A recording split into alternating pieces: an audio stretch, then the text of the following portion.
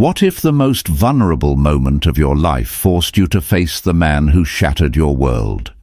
Janessa Monroe is in labor, her life about to change forever. But when she's rushed into the delivery room, she locks eyes with the doctor on call, her ex-husband, Marco Reed, the man who sacrificed their love for his career. As the storm of her past and the pain of the present collide, the doors swing open. A billionaire walks in, a man with the power to save or destroy them all. This isn't just a story about childbirth. It's about the collision of past betrayals, present power, and a future no one could have ever predicted. The first contraction hit Janessa Monroe like a betrayal. It was sharp, sudden, and 3 weeks too early. She gasped, her hand flying to the swell of her belly as she stood overlooking the Seattle skyline from the penthouse apartment that still felt more like a luxurious hotel than a home. Outside, the October sky had turned a bruised purple, the clouds churning over Puget Sound in a dramatic display that mirrored the sudden tempest in her own body. "Just Braxton Hicks," she whispered to herself, a mantra she'd repeated for weeks. But this was different. This had teeth. Her phone buzzed on the marble countertop. It was David. A picture of him, smiling on his yacht in the San Juan Islands, filled the screen. His calls were like clockwork, a comforting rhythm in the grand, quiet life he had given her. She swiped to answer, trying to keep her voice even. "Hey you," she said, forcing a lightness she didn't feel. "Just landed in Tokyo, my love." David Henderson's voice was warm, a low baritone that always managed to soothe her. "How are you and our little man doing? Is he behaving?" Another wave of pain coiled in her lower back. Janessa squeezed her eyes shut, gripping the edge of the counter until her knuckles turned white. We're fine. He's just kicking up a storm. Probably wants to be a soccer player." She hated lying to him, even a small omission like this. Their relationship was built on a foundation of serene honesty, a stark contrast to the fractured life she'd left behind. David was her safe harbor, the man who had seen the broken pieces of her and called them beautiful. He was stability, kindness, and a power so immense it was sometimes dizzying. "I'll be back in 48 hours. The moment I'm done, the jet is wheels up. I miss you both terribly." "We miss you too," she managed, her breath hitching. "Travel safe, David." She hung up just as a third, more insistent contraction seized her. This was real. This was happening. Panic, cold and sharp, pierced through her. Alone. David was on the other side of the world, and the storm outside was breaking, rain starting to lash against the floor-to-ceiling windows. Her hands shook as she dialed her doula, who confirmed her fears. "It sounds like early labor, Janessa. With the storm picking up, you should head to the hospital now. Don't wait." Her hospital bag was packed, sitting by the door of the nursery she had so lovingly designed. A room of soft greys and blues, with a hand-painted mural of a starry night sky. This baby, their son, was the anchor to her new life, the symbol of a future she never thought she'd have. The drive to Pacific Northwest General Hospital was a nightmare. The wind howled and the rain fell in blinding sheets, turning the city streets into slick, dark mirrors. Her driver, a stoic man named Arthur, navigated the treacherous roads with grim determination, while Janessa breathed through the escalating waves of pain in the back, her heart pounding a frantic rhythm against her ribs. The hospital was her choice. It was the best in the state, with the most advanced neonatal unit. David had insisted on it. He'd made a significant donation just last year to fund a new maternity wing. The Henderson wing, they were calling it. The irony was not lost on her. They pulled up to the emergency entrance, and a team of nurses was there in an instant, helping her into a wheelchair and whisking her through the gleaming, sterile hallways. The world became a blur of bright lights, hurried voices, and the rhythmic beeping of machinery. "We've got a G1P0 at 37 weeks, presenting with regular contractions every 3 minutes, a nurse called out as they rolled her into a private delivery suite. Janessa's head was spinning. She felt out of control, a passenger in her own body. A calm, authoritative voice cut through the chaos. All right, let's get her settled and check her vitals. I'm the attending OB/GYN on call tonight. My name is Dr. Reed.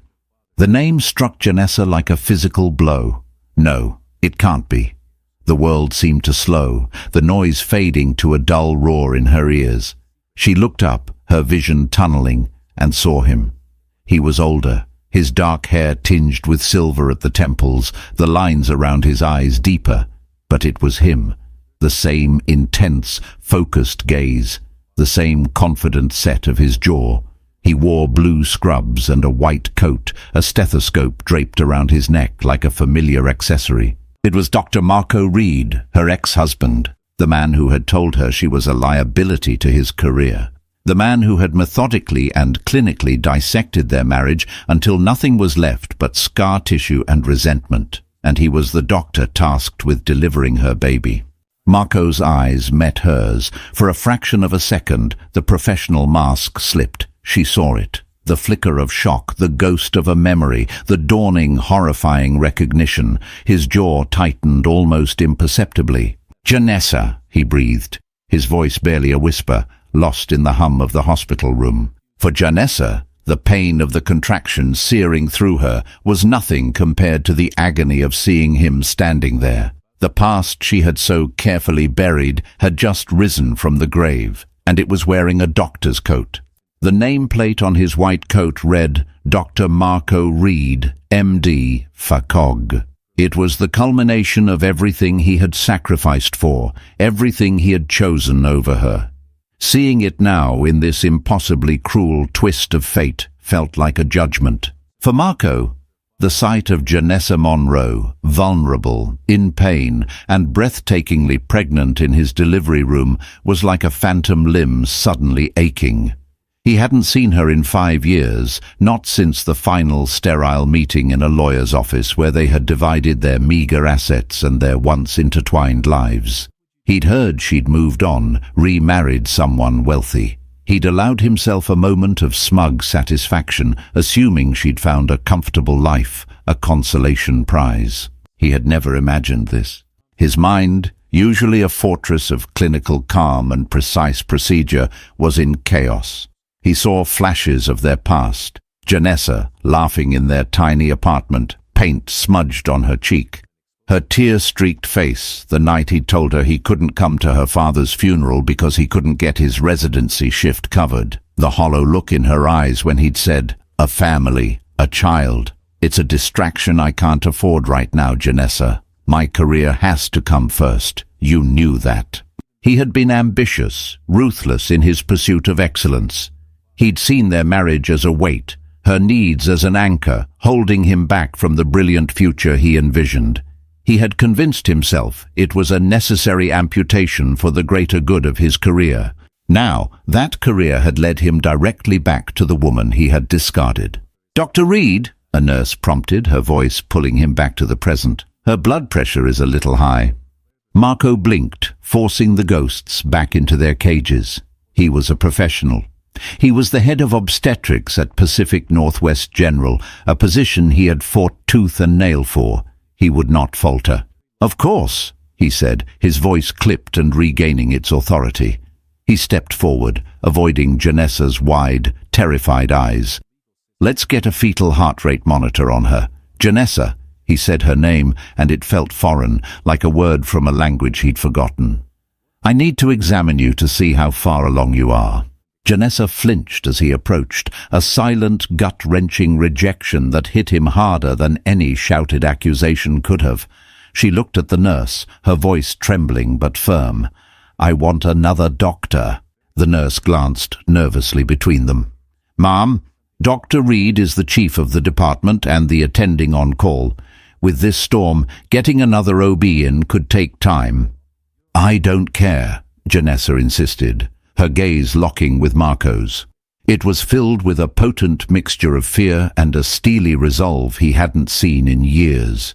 The fragile artist, he remembered, had been replaced by someone stronger, someone forged in a fire he had started.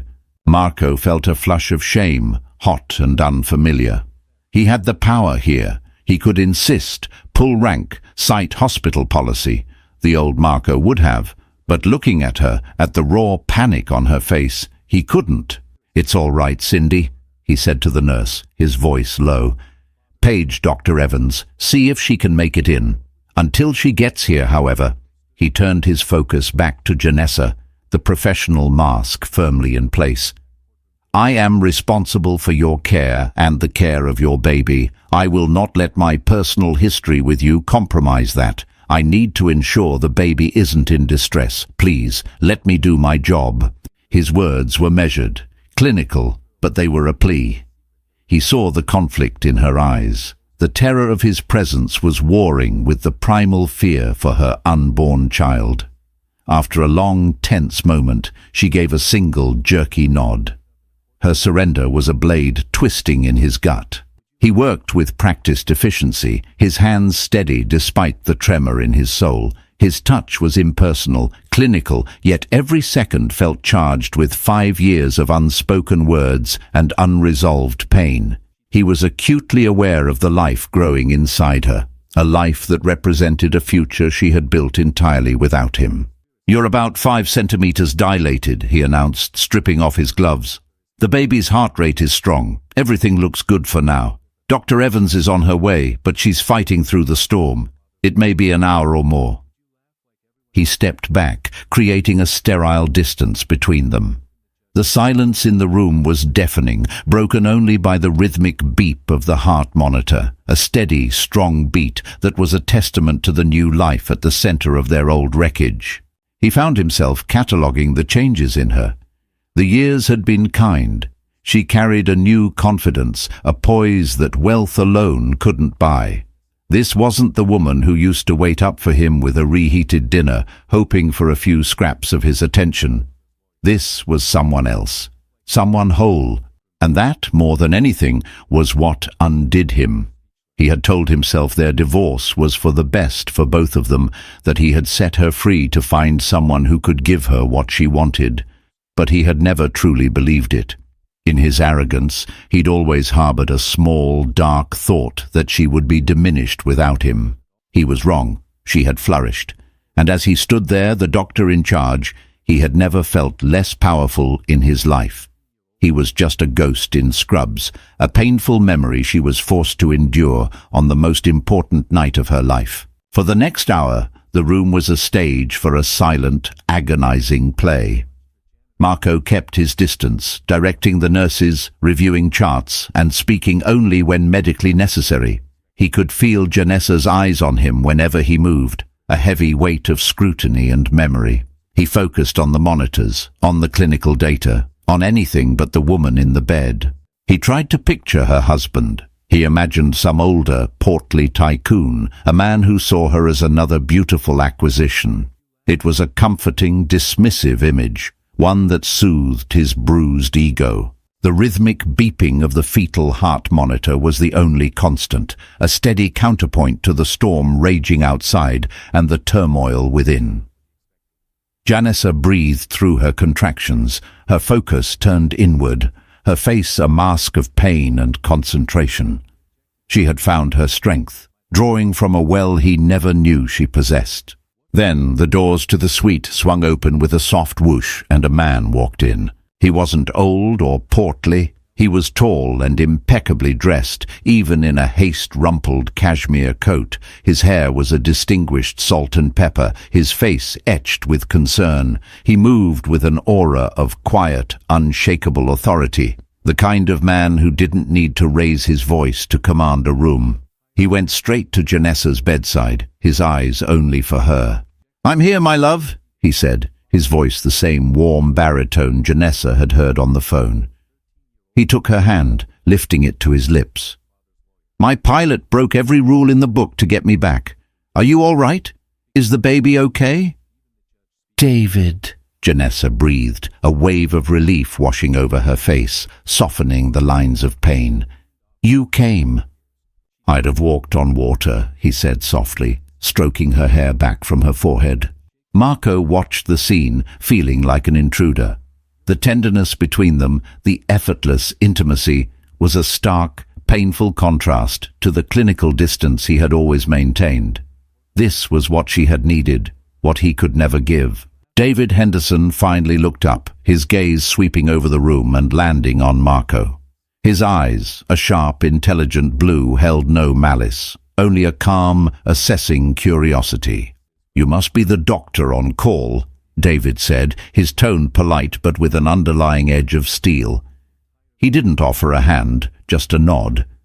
"David Henderson, I trust my fiancé and my son are receiving the best possible care."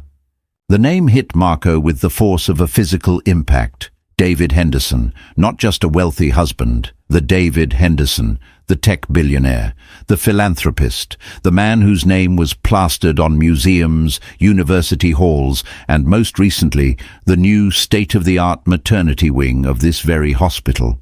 The Henderson wing, the wing Marco was the frontrunner to be the chief of. A cold dread washed over him. His entire professional future, the culmination of 2 decades of relentless ambition, was tied to this man, and this man was in a relationship with his ex-wife. The power imbalance in the room had shifted so seismically it left him reeling. "Yes, Mr. Henderson," Marco managed, his voice sounding hollow to his own ears. "I am Dr. Reed. Everything is progressing as it should. The baby is healthy and Janessa is strong." He saw a flicker of recognition in David's eyes as he said his name, a subtle tightening around his mouth. David knew. Of course, he knew. A man like David Henderson didn't leave things to chance. He would have known everything about Janessa's past, including the failed surgeon in training she had once been married to. "Dr. Evans has been paged at Janessa's request," Marco added, feeling the need to explain, to justify his presence. David's gaze shifted to Janessa, his expression softening into one of pure empathy.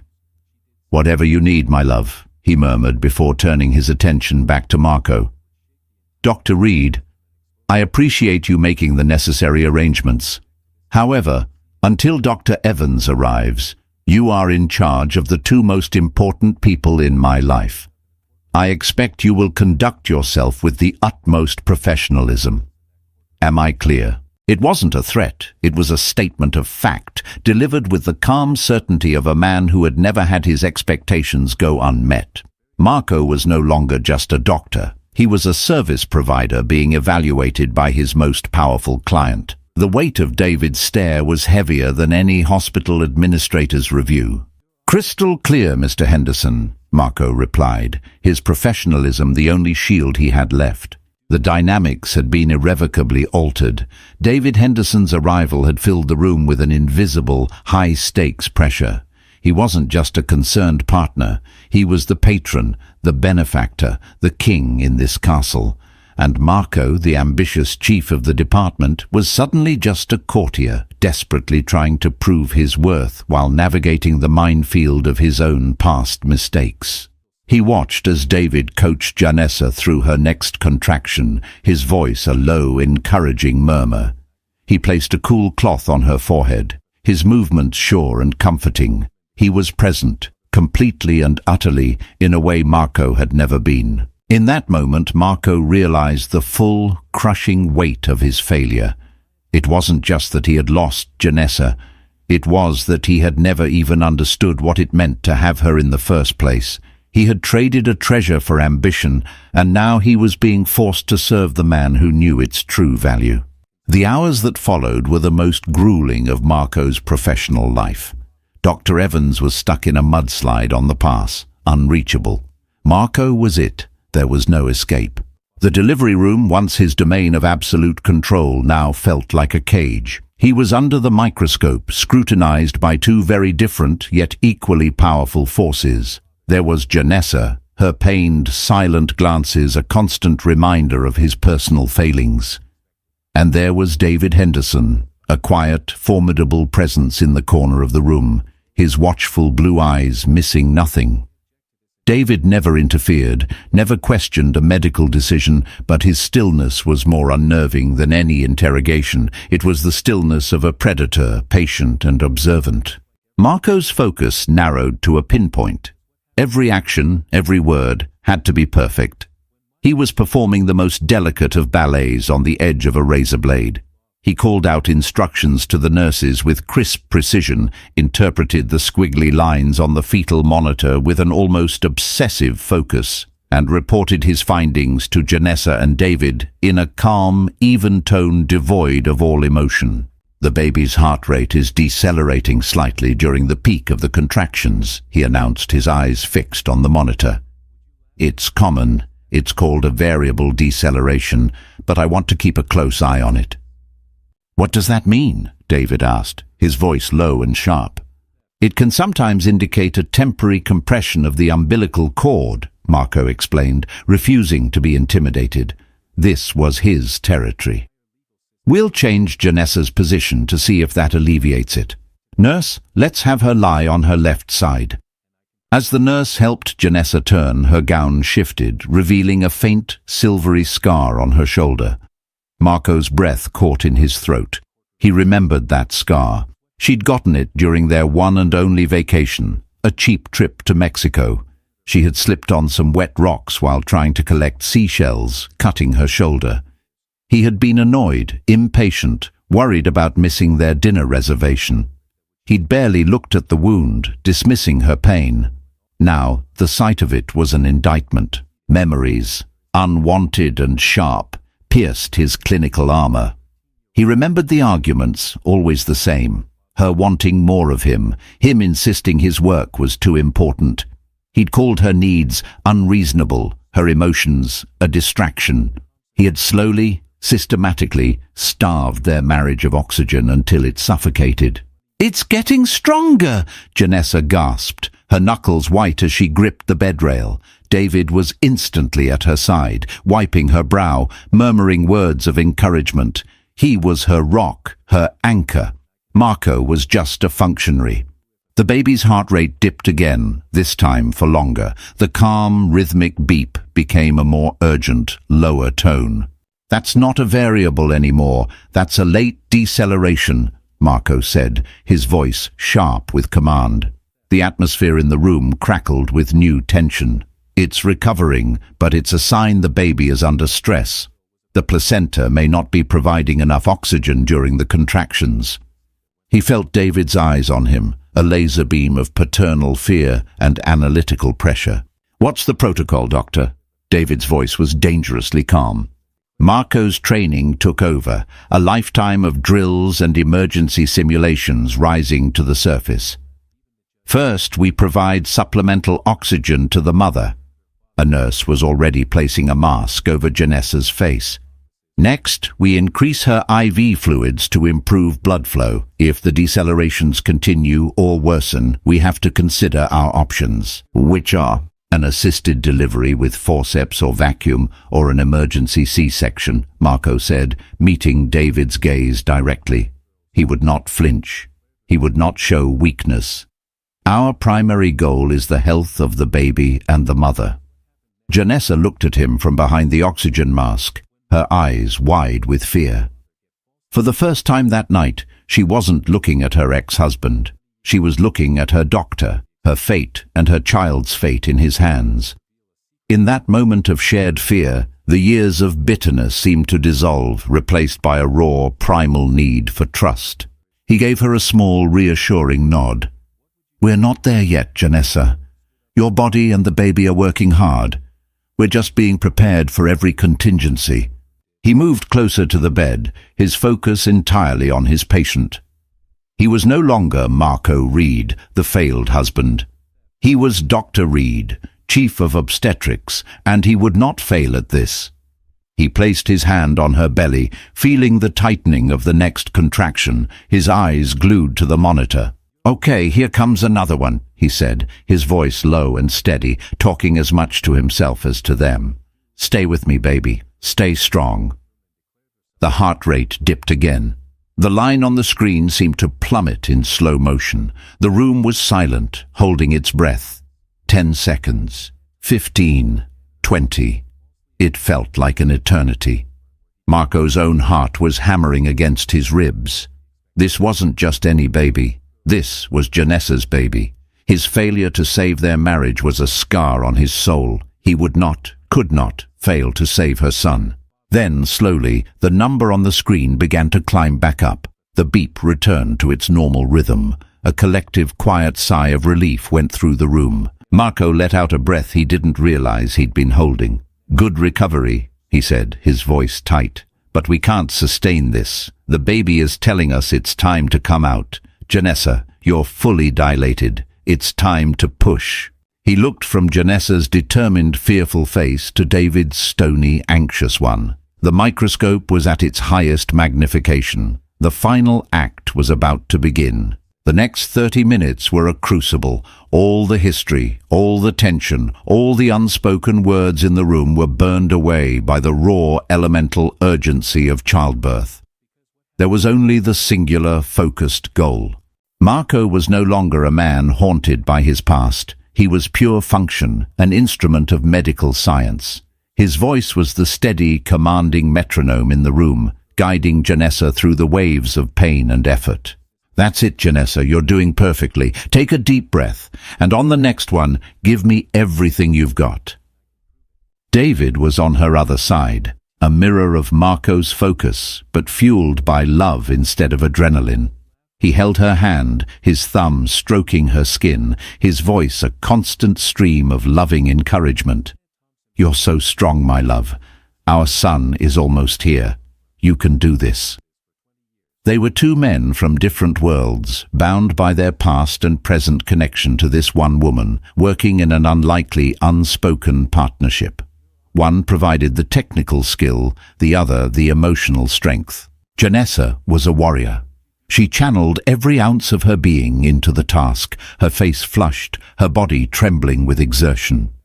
In her grunts of effort and gasps for breath, Marco heard the echo of a strength he had never recognized, a resilience he had mistaken for fragility. "I can see the head," Marco announced, a surge of adrenaline sharpening his senses. "Just a few more, Janessa. You're so close." He worked deftly, his hands sure and steady, guiding the baby's head, preventing a tear, clearing the airway. It was a procedure he had done 1,000 times, but this time it felt sacred. He was welcoming a new life into the world, a life that was a direct consequence of the life he had destroyed. It was a strange, painful, and profound penance. With one final, powerful push and a cry that was a mixture of agony and triumph, the baby was born. A tiny, slippery, perfect human being entered the world with a sudden, shocking silence. For a heart-stopping second, the only sound was the frantic panting of his mother. Then Marco cleared the last of the fluid from his mouth, and the baby let out a lusty, furious wail. The sound broke the tension in the room like a thunderclap. It was the most beautiful sound Marco had ever heard. It was the sound of life, of victory, of a new beginning. "He's here, Janessa," Marco said, his voice thick with an emotion he couldn't name. He carefully placed the crying infant onto her chest. "He's perfect." Janessa sobbed, tears of joy and exhaustion streaming down her face as she looked at her son for the first time. She touched his tiny, wrinkled cheek, her expression one of pure, unadulterated awe. "Oh, hello there," she whispered. "Hello, my sweet boy." David leaned over, his own eyes shining with tears, and kissed Janessa's forehead, then the baby's head. "He's beautiful, Janessa, just like his mother." He looked at his son, his powerful, guarded features collapsing into sheer, unguarded love. The billionaire vanished, and in his place was just a father, overwhelmed by a miracle. Marco stepped back, his job done. He became invisible, a technician fading into the background as the sacred, private moment of a new family forming unfolded before him. He watched them, Janessa, David, and their son, a perfect, complete trinity of love and joy. And in that moment, a profound, aching loneliness settled over him. It was a loss deeper than he had ever felt. It wasn't jealousy. It was a hollow, echoing realization of the magnitude of what he had thrown away. He hadn't just lost a wife. He had lost the chance for this joy, this connection, this meaning. His entire career, the countless hours, the missed holidays, the sacrificed relationships, it had all been a race to a finish line that he now realized was empty. He had become the chief of obstetrics, a respected surgeon, a man at the pinnacle of his profession. But he was an outsider looking in on the one thing that truly mattered. He had delivered Janessa's baby. He had saved him from distress and brought him safely into the world. It was perhaps the most important thing he had ever done as a doctor. But as he stood there in his scrubs, watching the woman he'd let go embrace the family he'd denied them, he felt like he hadn't saved a thing. He felt like he had just witnessed the full extent of his own damnation. A nurse patted his arm gently. "Good work, doctor." He could only nod, his throat too tight to speak. He quietly slipped out of the room, leaving the happy family in the warm glow of their new life, and walked into the sterile, empty hallway, finally, utterly alone. 2 hours later, after the whirlwind of postpartum procedures had settled and Janessa had been moved to the best private suite in the Henderson wing, Marco knew he had one final duty to perform: a routine postnatal check. It was a task he could have easily delegated to another doctor, but he knew he couldn't. He owed her this at least. He needed to face her one last time without the chaos of childbirth as a buffer. He found David Henderson standing in the hallway outside her room, speaking quietly on his phone in Japanese. When David saw him, he ended the call and met Marco's gaze. The cool, assessing look was back. "Dr. Reed?" David said, his voice a low rumble. "Mr. Henderson, I need to perform a final check on Janessa. Make sure her recovery is proceeding as expected." David was silent for a long moment, studying him. "She's sleeping. Her son is in the bassinet next to her. Be quiet." It was an order, not a request. He stepped aside, allowing Marco to pass. Marco entered the room. It was more like a luxury hotel suite than a hospital room, with soft lighting and a view of the city, the storm having passed. Janessa was asleep in the bed, looking peaceful, the lines of pain erased from her face. In a bassinet beside her, the baby slept, his tiny chest rising and falling in a steady, reassuring rhythm. He performed his checks with practiced quiet, taking her blood pressure, noting the data on his chart. He was about to leave when a soft voice stopped him. "Marco!" He turned. Janessa was awake, her eyes open and clear, watching him. The exhaustion was there, but so was a new kind of serenity. "I didn't mean to wake you," he said quietly. "You didn't," she replied, her voice soft but strong. "Thank you." The words were simple, but they carried a universe of meaning. It wasn't just thanks for delivering her baby. It was an acknowledgement, a release. "I was just doing my job," he deflected, the default response of a man uncomfortable with emotion. "No," she said, shaking her head slightly. "It was more than that. I was scared. You were calm. You were the doctor I needed you to be. Thank you for saving him." He moved closer to the bed, drawn by a force he couldn't resist. The professional barrier between them had finally crumbled. "He's a beautiful boy, Janessa. You did all the work." They fell into a silence that was no longer awkward or tense, but filled with the weight of years. "Why, Marco?" she asked, her voice a near whisper. "Why did you do it, to us?" The question was not an accusation. It was a genuine, weary inquiry, the question she had probably asked herself 1,000 times in the lonely years after he'd left. He owed her an honest answer.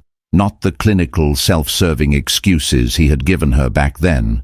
He sank into the visitor's chair by her bed, the starch seeming to go out of his white coat. He looked at his hands, the hands that had delivered her son. "I was a coward," he said, the admission costing him everything and, in a strange way, nothing at all. "I was terrified of failing, not just as a doctor, but as a husband, as a father. I saw it all as a zero-sum game. Every piece of me I gave to you, to us, felt like a piece I was taking away from my career. And my career was the only thing I thought I could control, the only thing where I thought I could be perfect." He finally looked at her. "I defined my worth by my success, and I defined success as my job title, my reputation. You, our marriage, it was complicated. It was emotional. It required a part of me I wasn't willing to give because I was scared I didn't have it. It was easier to amputate it than to face my own inadequacy. Tears welled in Janessa's eyes, but she didn't let them fall. I wasn't an amputation, Marco. I was your wife. I loved you. I would have supported you through anything.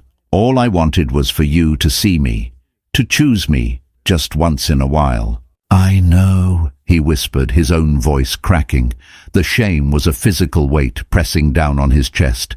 I see that now, tonight, watching you with him, with your son. I saw everything I threw away, not just you, but a whole life, a real life. I have a career, Janessa. You have a life. I never knew the difference until tonight. He stood up, feeling raw and exposed. I am so sorry. For everything, for the man I was, for the pain I caused you. It was unforgivable, but I am asking you to forgive me anyway, not for me, for you, so you can be free of it. Janessa looked at the sleeping baby beside her, her expression softening. She reached out and placed her hand on her son's chest, feeling his tiny heartbeat. I already am, she said softly, looking back at Marco. He freed me. David freed me, but hearing you say it, it closes the door. Thank you for that. It was absolution, a quiet, gentle closing of a chapter that had haunted them both. Marco nodded, unable to speak. He gave one last look at the baby, at the woman he had wronged, and at the new life she had built from the ashes of their old one. He turned and walked out of the room, leaving the door to her new life firmly, finally, closed behind him. The next morning, Marco received an email. The sender was David Henderson's executive assistant. The subject line was simply, meeting. The body of the message requested his presence at Mr. Henderson's downtown office at 4 p.m. It was not a request. Marco spent the day in a fog. He performed his rounds, consulted with colleagues and signed off on charts, but his mind was elsewhere. He was replaying the events of the previous night, the raw honesty of his conversation with Janessa, and the impending dread of his meeting with the man who held all the cards. He expected to be fired, or if not fired, to have his name quietly removed from the running for chief of the Henderson wing. David had every reason to want him gone. He was a painful reminder of Janessa's past, a ghost at the feast of their new happiness. Marco had made his peace with it. After last night, his career ambitions felt hollow anyway. At 4 p.m., he stood before a sleek, minimalist skyscraper that housed Henderson Industries. He was escorted to the top floor, to an office that was larger than his apartment, with a panoramic view of the city and the sound beyond. David Henderson was not sitting behind his massive desk. He was standing by the window, looking out at the view, holding 2 glasses of whiskey. He turned as Marco entered. "Dr. Reed, thank you for coming," he said, his tone neutral. He extended one of the glasses to Marco. "I find a good single malt helps to clarify the mind." Marco took the glass, his hand surprisingly steady. "Mr. Henderson." "Please call me David," he said, gesturing to a pair of leather armchairs. "Sit." They sat in silence for a moment, the only sound the faint hum of the city below. Marco waited. He would not speak first. "I've reviewed your professional record, Marco," David began, swirling the amber liquid in his glass. "It's impeccable. You're widely regarded as one of the best obstetric surgeons in the Pacific Northwest. Your name is at the top of the list for the leadership position in the new wing." Marco simply nodded, waiting for the but. "Janessa told me about your conversation last night," David continued, his gaze direct and piercing. "She said it gave her a sense of peace, a closure she didn't know she needed."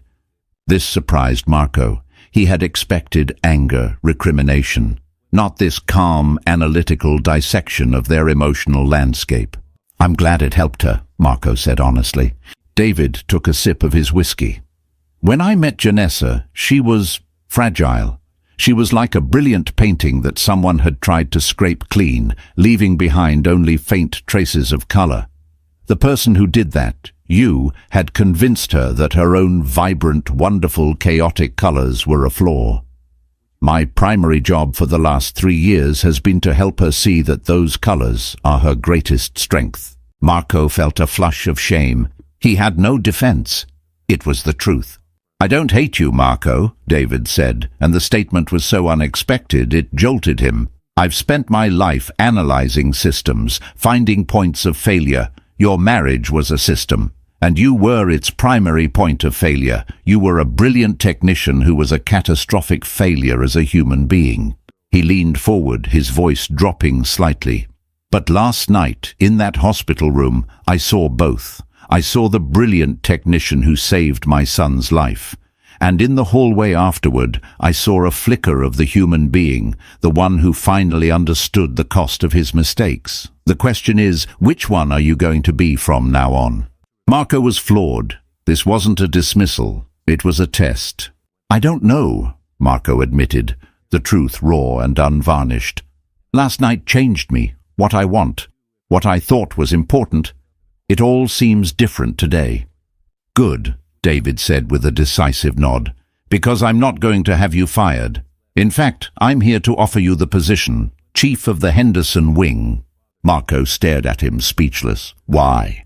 Because the wing needs the best, and you are technically the best. But more importantly, because I believe in the power of redemption, and I am giving you a chance to earn yours, David explained. You will run my wing. You will dedicate yourself to bringing new life into this world. And every time you do, you will remember what is truly important. Not the prestige, not the title, but the life itself. You will remember my son. You will remember Janessa. He stood up, placing his empty glass on the table. This isn't a gift, Marco. It's a burden. It's a daily reminder of what you lost, and a chance to ensure no one in your care ever suffers because of a doctor's arrogance. The job is yours, if you want it. It was a masterful move, both magnanimous and cruel. David wasn't just giving him a job, he was sentencing him to a lifetime of remembrance, chaining his ambition to his penance. He was giving Marco exactly what he'd always wanted, but forever tying it to the memory of his greatest failure. It was power, wielded with surgical precision. Marco looked out the window at the hospital in the distance. He thought of the tiny baby he had delivered and the quiet strength of his mother.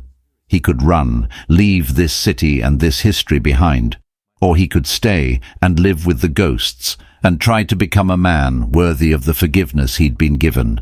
I accept, Marco said, his voice clear and firm. A month later, Janessa was sitting in the nursery, rocking her son, Oliver David Henderson, in her arms. The afternoon sun streamed through the window, illuminating the dust motes dancing in the air. The room was her sanctuary, filled with the soft, milky scent of her baby and the quiet hum of a happy, settled life. David came in and knelt beside her chair, stroking Oliver's soft cheek. He looked at Janessa, his love for her a tangible presence in the room. "How are my two favorite people?" he asked softly. "We're perfect," she said, smiling. Her heart felt full to bursting. The trauma of the birth had faded, leaving behind only the profound, fierce love she felt for her son and the man beside her. There was a soft buzz from the front door intercom. David checked his watch. Ah, that should be him. Janessa looked at him, confused. "Him who?" "Just something I had to take care of," he said, giving her a reassuring smile before leaving the room. A few minutes later, there was a tentative knock on the nursery door. It opened, and Marco stood there. He wasn't wearing a doctor's coat, just a simple sweater and slacks. He looked hesitant, out of place. In his hands he held a small, elegantly wrapped gift. "Marco?" Janessa said, surprised. "David invited me," he explained, his eyes not on her but on the baby in her arms. I wanted to bring something for Oliver." He stepped forward and placed the gift on the changing table. "I hope you don't mind." "Of course not," she said, her voice gentle. He finally looked at the baby, a genuine sad smile touching his lips. "He looks like you," he said quietly. "He has your eyes." An awkward silence fell between them. It was David who broke it, stepping back into the room. Marco was just telling me he's officially accepted the chief position, David said, his tone casual. But Janessa could see the underlying meaning in his eyes as he looked at her. She looked at Marco, searching his face. The old arrogance was gone, replaced by a quiet humility, a weariness that seemed to have settled deep into his bones. "Congratulations," she said sincerely. "You deserve it. You're a brilliant doctor." "Thank you," he said. He met her gaze, and for the first time there was no history between them, only a shared understanding. "I know what this job is. It's not a prize, it's a responsibility." David made that very clear. He looked at David, a flicker of something, respect, gratitude, maybe even fear in his eyes. Then he turned back to Janessa. "I won't let you down," he said. The "you" was ambiguous. It meant the hospital, it meant David, but most of all, it meant her. It was a promise to honor the lesson she had taught him. He didn't stay long. He said his goodbyes and left, the interaction polite, civil, and blessedly free of drama. The ghost had finally been laid to rest. After he was gone, Janessa looked at David. "You gave him the job. He earned it," David said simply, coming to stand behind her, his hands resting on her shoulders. "And I believe people can change. He has a long road ahead of him, but his journey is his own. Ours," he said, leaning down to kiss the top of her head, "is right here." Janessa leaned back against him, her gaze falling on the gift Marco had left. Later she would open it. It was a first edition of Goodnight Moon, a simple, timeless classic. Tucked inside was a small card. It didn't say congratulations or best wishes. It just said remember what matters. She closed her eyes, holding her son tight. She was surrounded by love, in a home built on second chances. The storm was over. The sky was clear. And for the first time in a very long time, Janessa Monroe was completely and utterly at peace. In the end, it wasn't about the billionaire's power or the doctor's ambition. It was about a woman finding her own strength and two men being forced to confront the true meaning of their lives. Janessa, Marco, and David's story shows us that our past doesn't have to define our future, and that redemption can be found in the most unexpected moments. It's a reminder that true wealth isn't measured in dollars, but in love, forgiveness, and the courage to start a new chapter. If this story of betrayal, love, and second chances moved you, please give this video a thumbs up. Share it with someone who loves a powerful story, and don't forget to subscribe for more emotional tales that explore the deepest corners of the human heart.